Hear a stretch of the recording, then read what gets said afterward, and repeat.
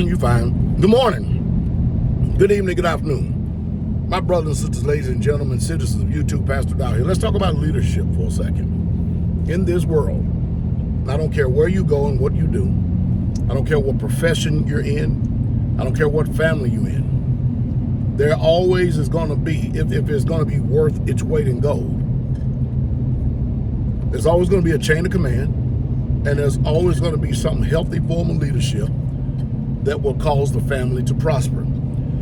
The family structure. All right? For those of us in the faith, we know that we have Yahweh Elohim, which is the head, the Messiah, Yeshua, HaMashiach, and also we know that the man is the head of the household. Now, anything that deviates from that structure and that order, anything that deviates from that structure and that order is a breach of natural law, order of law, and you're going to have nothing but chaos. Remember, I was in the military. You've got a chain of command. You've got officers, and then you have non-commissioned officers, then you have the enlisted soldiers. And so you have a rank structure, a rank and file structure. And of course, when you go out in the world, you have people that are supervisors, district managers, general managers. You can go all the way up to the CEOs, and then you have the owner of the companies. Well, each one of them, because of their position and their title, deserves a certain amount of respect. You got a sentiment of a lot of people in this world that, okay, you can go to work and you can submit, and because you don't submit and you don't do the job the way they tell you to, because you're under their authority, and you start trying to do your own thing, they got a remedy for you. They'll fire you. And so since you know that most of you have got to go out there and work for somebody, you're automatically in order, because you know that today if you started acting out your old rebellious, old, evil, Adamic nature, and you got a better idea than the people who have already been there to employ you, who have been there all this time, what in the world? Oh, man. Jesus, anyway, I'm going to hold my thoughts on that. If you had all that, I'm telling you, there's no way that they would allow you to fly in their particular business. You'll never, ever, ever be in a position of authority. You'll never, ever, ever be a supervisor. So, babe, get Deuteronomy chapter 1. I think we'll start at verse 9. Deuteronomy chapter 1, verse 9. I want to show y'all something, especially that's written in the scriptures of the Torah, okay? Because everything that goes on in this world, believe it or not, the judicial system here in this country, the world, I don't care, church systems, there's always some type of order. You know what I mean? Like you have the pastor is pretty much the head of the church. Some churches you have apostles and prophets, some you have priests. And then you have the other people that are there to be in a role, a subordinate role, to help support the pastor, such as deacons and helpers and people like that, okay? So, in other words, there is a rank structure. The book says over in Hebrews, you obey them that have a rule over you. So there is someone that is set up for obedience for you to obey. It's not that they're controlling. I mean, if that's the case, if you take that type of attitude, you don't want nobody controlling you and all this other stuff. Okay, if that's the case, then you don't want y'all control you, because he and in his kingdom has a set of rules and a set of regulations. If you don't want nobody to control you, then all you women go out there, just rebel against your husband, since you don't want to be controlled and being rude, and we have all this cosmopolitan type of ecumenical outlook on life to where ain't nobody in authority. It's just total chaos because it can't ensue. When I was in the military and we used to do missions and stuff, we did a lot of training down there at Op 4, right? When I was down there in the military and stuff, man, I mean, you think about it. It took us about average 6 to 8 hours just to go in one jump. It'd be 2:30 in the morning, whether we were rappelling out of the helicopters, jumping out of helicopters or jumping out of an aircraft. Makes no difference what it is. Once we hit the ground, first, before we even got on all that, we had a mission statement and mission briefing, and then we went to go accomplish that mission. And then we had team leaders, you have section leaders, you have team sergeants, you have section sergeants, you have platoon leaders. You've got just a chain of command that actually pass down information so that the mission can be successfully accomplished. Now, if you're trying to get with someone or anyone and they're trying to do anything and there's no order and there's no structure, you have chaos. Now, of course, that's Satan's model. A lot of people are trying to get order out of chaos, and it just can't happen. It just ain't so, all right? But there always is some type of rank, structure, and file. Now, this is what Moses said to the Israelites. So let's read Deuteronomy chapter 1. We'll start at verse 9. I'll see if I'm in the right spot and read loud. Deuteronomy 1:9.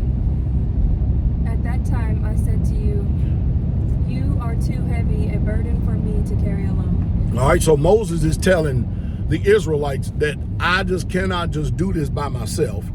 You all are just too heavy or a burden for me to carry all of your cares, everything you've got going on by myself.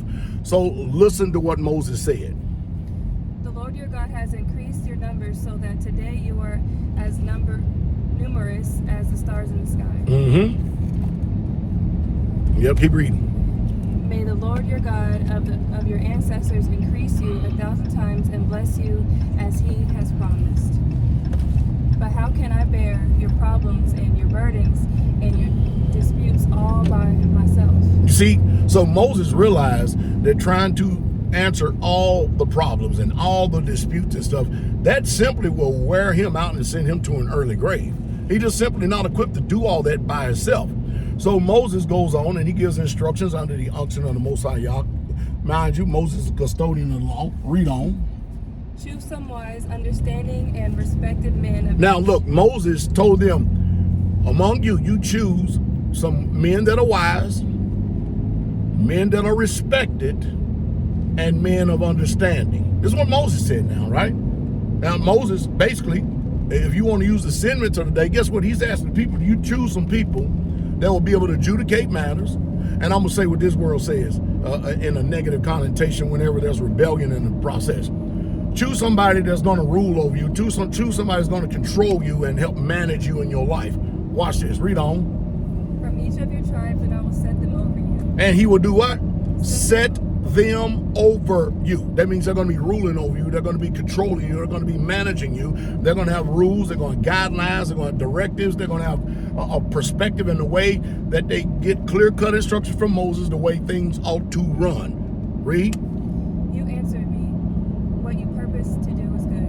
So I took the leading men of your tribes, wise and respected men, and appointed them to have authority over you as commanders. To have what? Authority over you. Did you hear that? Oversight, authority over you. Because you can't just have a bunch of people with all these problems and all these issues running around, every man doing that which is right in his own eyes. Nobody is under any type of rulership, no government whatsoever at all. That's the reason why we end up in chaos as a nation in the first place, because there was nobody that was wise enough, a man of understanding enough, and a man respected enough that people would listen to.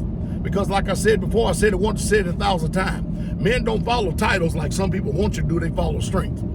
They follow strength, and they follow the ones that they know that's anointed of the Most High Yah has been proven by him to be used of Yah. Glory to the King. Read on. To have authority over you as commanders of thousands, of hundreds, of fifties, and of tens, and as tribal officials. Commanders of thousands, of hundreds, fifties, tens, and officials. Isn't that amazing? So they broke the rank structure all the way down to the lowest common denominator. That's like when I was in 82nd Airborne Division. It was called a division. And then you had headquarters up there where the actual general, or the one that was the head of that particular division, he had a cadre. And he has a lot of officers, subordinate officers on him. Could be a one-star general. It could be colonels, full-bird colonels, light colonels, lieutenant colonels. It could be a bunch of them in there. And then in that you have people that would actually help run and control the actual division in itself in different perspectives. Sergeant majors, command sergeant majors, first sergeants. You can go on and on, right? So then in that division, you have a bunch of battalions. In a battalion, you may have 2, 3, or 4 companies in a battalion. See, it's been broken down. In each one of those, you have an authority structure to help accomplish the mission. And that's how you get people on one accord.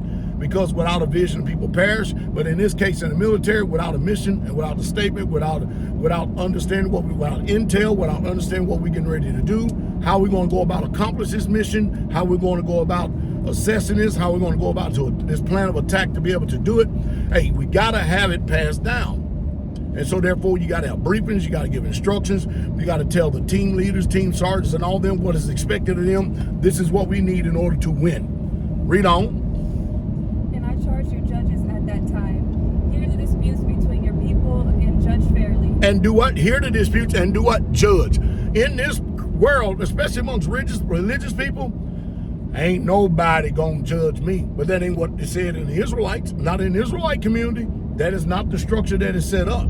There is an order to structure right here, but there's also a rebellious, witchcraft, manipulative, Jezebelic, stubborn spirit in this daytime and hour that genders towards workers of iniquity. They don't want nobody to be under no type of rule, no government, or no authority whatsoever at all. And you got to ask yourself, are you sure that that's where you want to be? Because those same people that will refuse to take oversight if they are men of understanding. I don't blame you. I wouldn't want nobody over me unless they're men of understanding, men of respected, and men of knowledge. I get it. I get it. And I can understand why a lot of people wouldn't want to take the oversight because the responsibility is too great because they don't have leadership qualities and traits in them. You know, you can't just sit up there in the military and just have a mind say, well, I believe I can do this. But yet you've never been through nothing. You've never been through any of the tasks. You've never been trained. You've never been properly and all vetted for the position. None of that stuff. You got some people that slip through the cracks and stuff like that deceive people and everything, and they expect that you're supposed to just automatically respect them because they have a title and position. But I'm telling you what, don't forget to ask the test by their fruit, you should know them. So regardless of what this world says, and regardless of what religious, hyper-religious people say in their pseudo-lies and their false doctrines, Yah has a structure and an order, and guess what? He also has one in the kingdom too. All right, read on just a little bit more, babe, and we won't be done with this. Whether the case is between two Israelites or between an Israelite and a foreigner residing among you, do not show partially in judging. Now, in other words, whenever you judge, do not show partiality in judgment. It makes no difference if it's a stranger, an Israelite, or an Israelite. See, some people will say that if it's an Israelite and a stranger, then you automatically judge for the Israelite. But that ain't what's called just judgment. Now, mind you, we're talking about a holy, righteous, set-apart order that has to be established in order to bring about a people that is going to be fit for the master's use and get into the kingdom. You got to have this order. And you know what? The order is not only out here in the world where they learned it from, but you have to have this type of order in your assemblies. You have to have this type of order in your home. Somebody has got to lead. Somebody has got to be the head. And you have got to have leaders in different prospective places. Read on. Hear both sides, small and great alike. Do not be afraid of anyone, for judgment belongs to God. Bring me any case too hard for you, and I will hear it. Did you hear that? Now, Moses said, okay, all you leaders has been appointed over thousands, over hundreds, over 50s, over 20s, over 10s. Hey, if y'all got a case that's too hard for you, then bring it to me. Moses was the sole authority at that time in that place. Hey, if y'all can't get it, y'all don't understand, bring it to me. And I'll tell you, I'll judge it myself and tell you what it's going to be. That's the same way whenever you get out here in a field circuit court or the court of appeals or the field circuit, you'll get to courts, they'll make a judgment. Somebody will appeal because they don't like it, then they'll go to the court of appeals. Court of appeals will uphold it. They don't want that too. Then they'll try to go to Supreme Court, out of which when you get to Supreme Court, you got the final judgment. It'll make no difference. And if the Supreme Court support the lower courts, and guess what? That's the judgment. That's the world. But in Yah, in the way of Yah, in the Israelite community, as written down in the Torah and Delegating, that if you got captains over thousands, over hundreds, over 50s, over 10s, over 20s and over 10s, if they got a matter, an issue that is hard for them to judge, Moses said, now them are the ones you bring to me. I'll take care of it myself. I'll judge it myself, and we'll just move on from there. Mind you, and showing no partiality and no respect to persons in judgment either. Because when you're standing in that seat of judgment, you're sitting in a stead of Yah, and his integrity and his name and his reputation is online. Read on. And at that time, I told you everything you were to do. Do you hear that? And then at that time, Moses will tell him everything you're supposed to do. Now, there's some people out here, and I've heard this spirit many, many times, that you don't have to have nobody over you. You don't need nobody controlling you. These are the words they use because they use these type of words because their speech is inadequate and they can't find anything else to say because they're too dumb and too stupid to have a vocabulary, to have any type of sense to submit to some righteous order or what the scripture says, because they just don't have it. Because if you got a rebellious person and you got another stiff-necked and rebellious person, both of them trying to lead, guess what you ultimately going to get in the end? Rebellion. And that is the sin of witchcraft. So Anybody that's trying to dissent against this law, this rule right here, you got some issues. That's like me. When I first came in, I got filled with the Holy Spirit. And one time, believe it or not, I was just a brother, a lay brother. I was happy being just a brother. Next thing you know, I was a deacon and elder, and then I got ordained a pastor by older men, a lot older than me. Got ordained a pastor, all right? And then I went out, start doing y'all's work. Sure did. And then I end up ordaining some teachers, some elders, some pastors. Now, even in that, I give an example of I'll give you an example of rank, structure, and file. So I'm the chief pastor, right, in the Straitway Truth Ministry.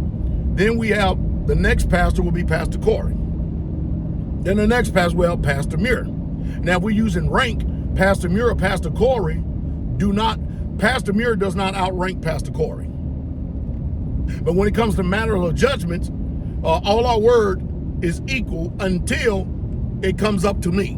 Then when it comes up to me for the final of the judgment and stuff, then my word is the end of it. That's it. Even though we may all still be pastors, yet we all have a different rank in being that pastor. Like in the military, you could have people that are command, or you could have people that are E9 or sergeant majors. They all got at the same pay grade, all right?